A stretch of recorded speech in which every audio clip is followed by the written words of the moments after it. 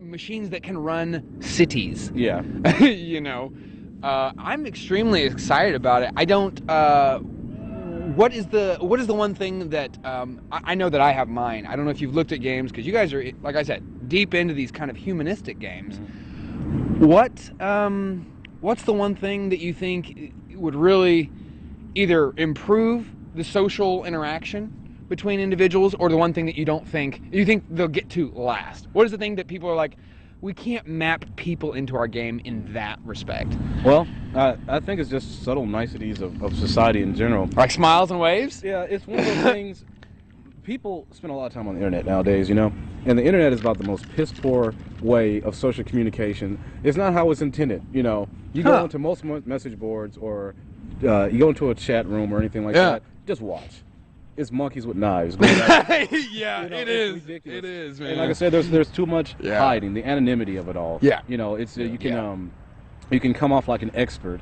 Yeah. Or, you know, most people who actually know what they're talking about don't say anything online. Yeah. It doesn't matter. You know, you can. And it's just the wrong forum for it. Yeah, You're like, you guys are a bunch of monkeys with knives. Yeah, I'm not touching that. It's like, I don't want to. Yeah. So, you know, and you know, it gets even worse if you're playing like I've watched people play a lot of MMORPGs, you know. Okay. Like MMO being massively multiplayer online, and they're persistent worlds. 24/7, you can join this. Sorry, go ahead. Or a MUD, but people don't play MUDs anymore. Which is, I think, healthy. But but I watched, like, when City of Heroes first came out. I had a friend that was really into City of Heroes, and I sat and watched, and he'd spend, you know, a good 2 hours just sitting around jumping with people. It's like, we're going to get a whole group of people together, we're all going to jump. You know, and That's it's one of those cool. things that's kind of cool when you can play a game and you can take a step back and you can still be playing the game without having to be playing the game. Like, right. I think that's the draw of the Grand Theft Auto series. I think so too. I think so too. But at the same time, I was like, okay, so when are you going to start playing? Yeah, okay, we'll start playing. So, you know, eventually he gets out there, and he's trying to run the group. He's trying to do his job. Everybody's trying to do their job. Nobody's doing it well.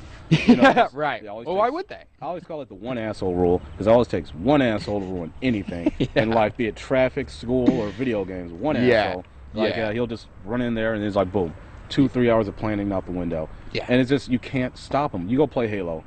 Don't play Halo online. Just listen to Halo 3 online. I have. I've listened. Yeah. He got Gears of War, and like, I was listening to he was playing it, and I was listening, and I mean, take Team Fortress. I've really been getting into Team Fortress. I've heard it's awesome. It's an awesome game. Yeah. Play it without the sound. Because it's ridiculous. The best example of that I've seen is the 32-player zombie match in Perfect Dark Zero.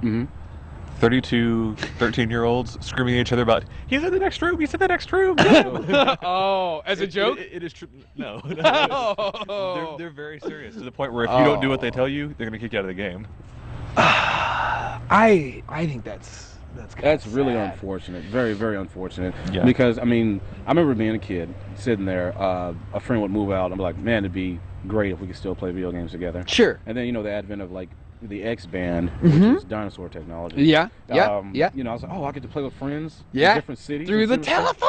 Oh, that's awesome. And so now we're at a point where you can actually do that. See, I'm still quite big into fighting games. Like 2D fighting games? yeah, like 2D. Street Fighter stuff? Street Fighter and Soul Calibur and things of that nature. Yep. I will say I'm big into Virtua Fighter, but nobody in this country is good at Virtua Fighter. So.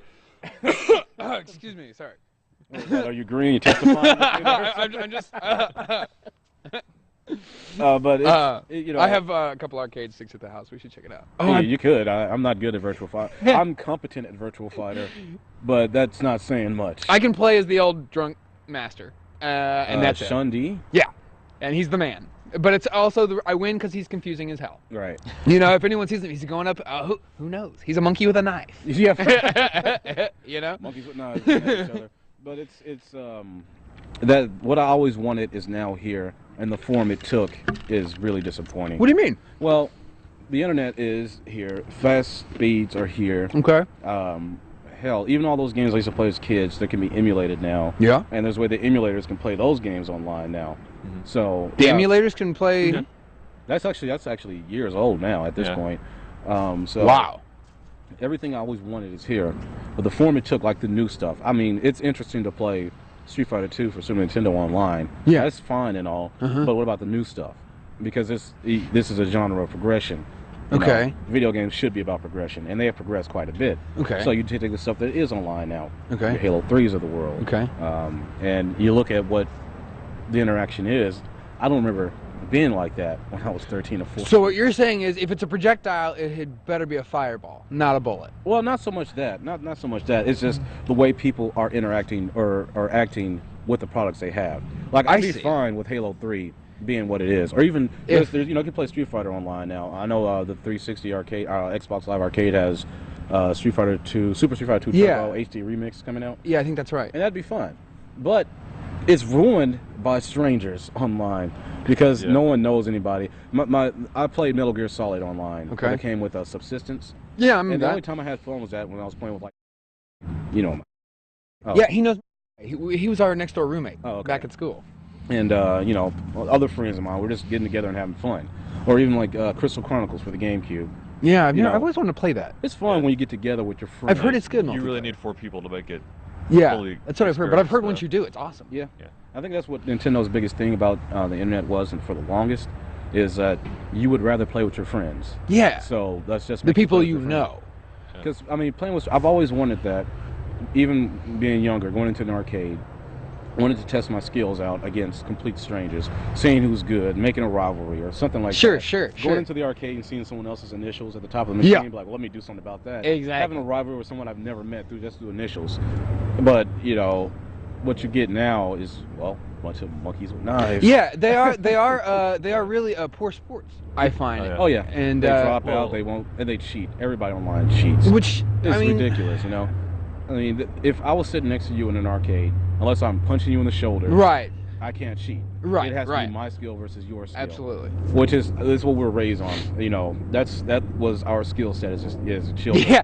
Yeah. My skill versus that's what we did. Skill, I can't run for, but man, watch this. Yeah. yeah.